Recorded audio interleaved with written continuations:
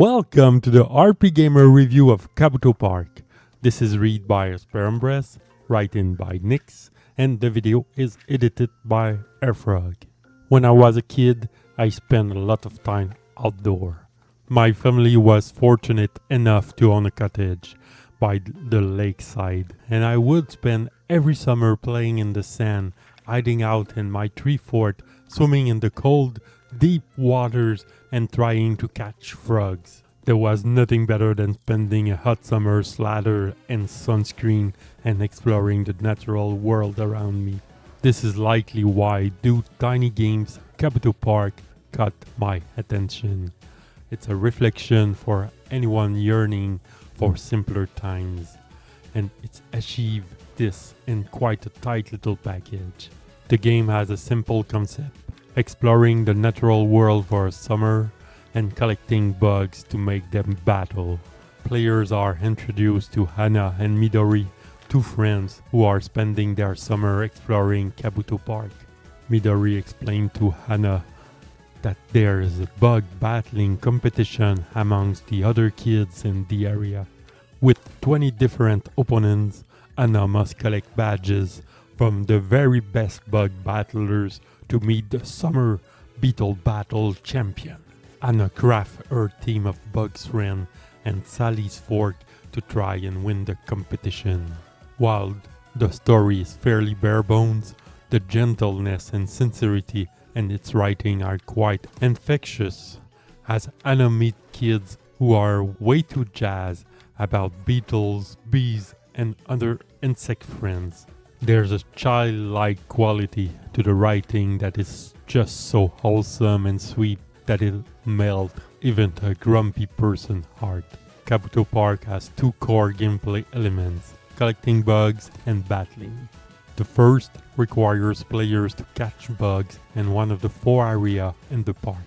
However, the only way to gain access to new areas is to upgrade Hana's boot from the game's shop, which means having to battle other children in the tournament for a cash reward. The game's loop is so simple and effective that players will find joy in collecting bugs, participating in battles, and enjoying their cash reward for new upgrades. If Kabuto Park were a longer game, perhaps this loop will be too repetitive to enjoy. But since it's a short game, clocking in at just over 2 hours, at no point does the game feel padded or outstay its welcome. By the end of the game, players will have access to all upgrades in every area of the park. With 100 bugs to collect, it's the right amount without feeling overwhelming. During the collecting phase, Hana will go into an area of the park that she has unlocked. Players will click on a magnifying glass, which signifies where the bugs are hidden. They are common, uncommon, and rare bugs, indicated by how they sparkle. No sparkle, common. Blue sparkle for uncommon, and gold sparkle for rare. There are also special shiny bugs, which have their own unique stat and skill. Once the players select which area they wish to explore, a minigame will appear where they must catch the bug by hitting the green part of the gauge. Hitting the red part is a fail, whereas the blue areas allow the player to get a bit closer, making it easier to catch the bug in question.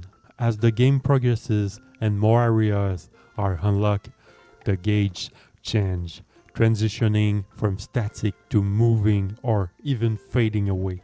This means players must pay extra attention to avoid missing the chance to catch a bug. These changes add a nice bit of variety, though they aren't perfect, as the gauges that fade in and out of view provide some unique trickery on the eyes. The only other issue present is that players will find themselves catching a lot of the same bugs over and over again, and all have the same skill set, but slightly different levels. It's not a bad thing, but even with 100 bugs to collect, it gets repetitive, and having more available will help weed this out. To end each day at Kabuto Park, Anna must participate in a round of the Summer Beetle Battle Championship, battling the insect she has caught. Each battle is a 3-on-3 contest, with the goal of knocking the opponent team out of the ring.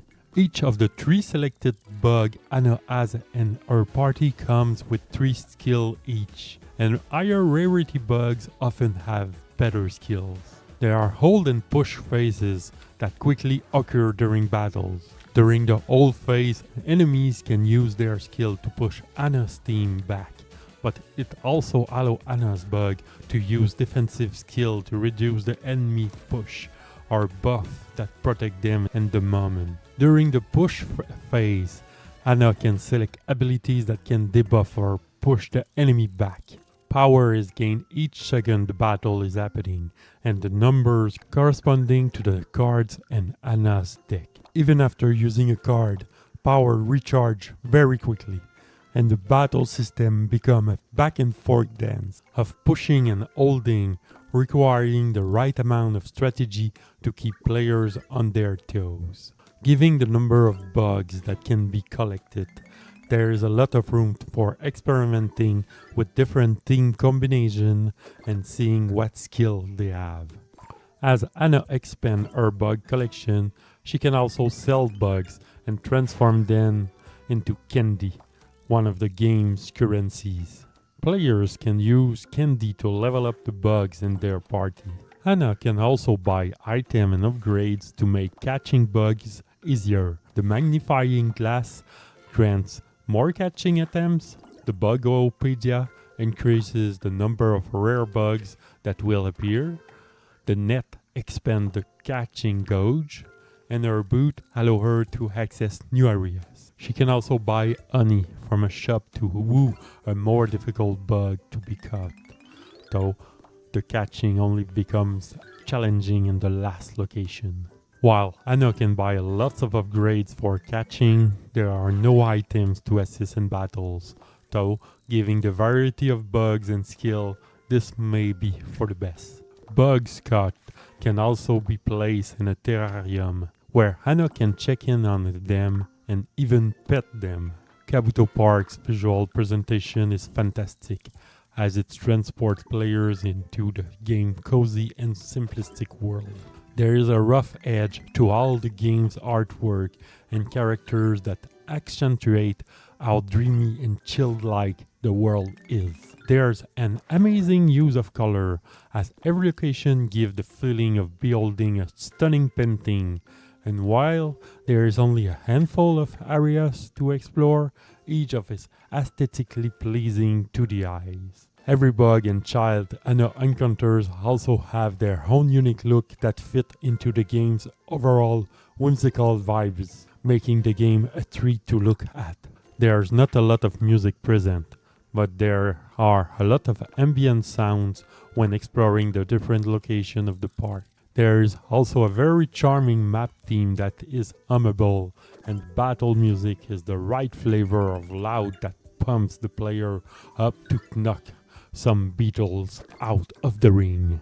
For RPG under 2 hours long, Kabuto Park offers an excellent balance of bug collecting and battling, keeping everything in its tight package simple. It's one of those rare games that I restarted simply because I found myself wanting to go through all over again. Do Tiny Games has offered RPGamers a cozy RPG that will make players back to simpler times when exploring the world around them was the way of life. Any RPGamers who love a creature collector RPG or wishes to indulge in a short and sweet experience should absolutely spend $5 to check out this gem of an indie game. RPGamer give Kabuto Park 4 out of 5. For more detail, hit up the link in the description below. For more video content, subscribe to the channel. Follow us on Twitch for daily stream of your favorite RPGs. Join on the discussion at rpgamer.com on Discord. And for the latest in the RPG news, head over to rpgamer.com.